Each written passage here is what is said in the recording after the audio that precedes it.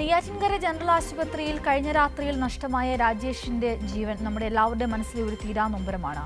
അന്ന് ആ ആശുപത്രിയിൽ അദ്ദേഹം നേരിട്ട ദുരവസ്ഥ എന്താണോ ആ ദുരവസ്ഥയ്ക്ക് ഇന്നും ഒരു പരിഹാരമാകുന്നില്ല എന്നുള്ളതാണ് യാഥാർത്ഥ്യം.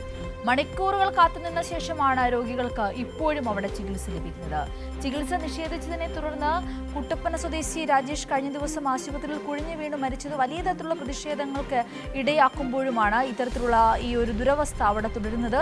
50 ദിവസത്തെ പ്രോഗ്രസ് റിപ്പോർട്ട് ഇറക്കിയ ആരോഗ്യമന്ത്രിയുടെ ജില്ലയിലാണ് രോഗികൾ ചികിത്സയ്ക്കായി ഇന്നും കാത്തു നിൽക്കുന്നത്. അത്യാഹിത വിഭാഗത്തിൽ ചികിത്സക്കെത്തിയവരാണ് 1 മണിക്കൂറിലധികം കാത്തിരിക്കേണ്ടി വന്നത്. എമർജൻസി വിഭാഗത്തിലുണ്ടായിരുന്ന ഡോക്ടർമാർ വാർഡിലെ മറ്റു രോഗികളെ നോക്കാൻ പോയതാണ് പ്രതിസന്ധി രൂക്ഷമാക്കിയത്. ഒരു ഡോക്ടർ മാത്രമാണ് OP സമയത്ത് ആശുപത്രിയിൽ ഉണ്ടായിരുന്നതെന്ന് ചികിത്സക്കെത്തിയ രോഗികൾ പറയുന്നു. മണിക്കൂറുകൾ ക്യൂവിൽ നിന്ന രോഗികൾ പ്രതിഷേധിച്ചതിനെ തുടർന്നാണ് ഡോക്ടർ തിരികെ എത്തി പരിശോധന പുനരാരംഭിച്ചത്. 3 ദിവസം മുമ്പ് ഇവിടെ ഒരു മരണം നടന്നിട്ട് പോലും ഇവിടെ ഡോക്ടർ ഇല്ലാത്തൊരവസ്ഥയാണ്. ജനറൽ ആശുപത്രി എന്ന പേരും വെച്ചിട്ട് ഉച്ചയ്ക്ക് ഇവിടെ ചികിത്സയ്ക്ക് വന്നു കഴിഞ്ഞാൽ കാഷ്വാലിറ്റിക്കകത്ത് അത്യാഹിത വിഭാഗത്തിനകത്ത് ഇവിടെ നോക്കാൻ പോലും ആളില്ലാത്തൊരവസ്ഥയാണ്. ഒരു ഡോക്ടർ ഉണ്ടായിരുന്നെന്ന് പറയുന്നത് 1 മണിക്കൂറോളം വെയിറ്റ് ചെയ്തിട്ട് ആ ഡോക്ടറെ കാണാൻ പറ്റാത്തൊരവസ്ഥയാണ്.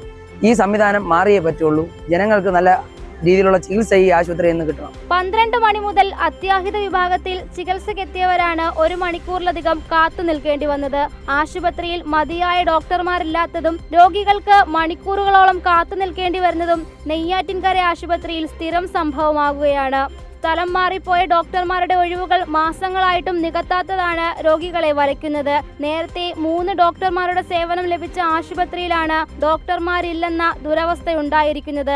ആശുപത്രിയിലെ ക്രമീകരണങ്ങളും ജീവനക്കാരുടെ ലഭ്യതയും സംബന്ധിച്ച് അന്വേഷണം നടത്തണമെന്നാണ് രോഗികളുടെയും കൂട്ടിരിപ്പുകാരുടെയും ആവശ്യം. ചികിത്സാ സംവിധാനങ്ങൾ ശക്തിപ്പെടുത്തണമെന്നാവശ്യപ്പെട്ട് വലിയ പ്രതിഷേധങ്ങളും സംഘടനകൾ നടത്തിയിരുന്നു. കഴിഞ്ഞ ദിവസം നെയ്യാറ്റിൻകര ജനറൽ ആശുപത്രിയിൽ ചികിത്സ നിഷേധിച്ചതിനെ തുടർന്ന് ഒരാൾ മരിക്കുകയും ചെയ്തിരുന്നു. കൈരളി ന്യൂസ്, തിരുവനന്തപുരം.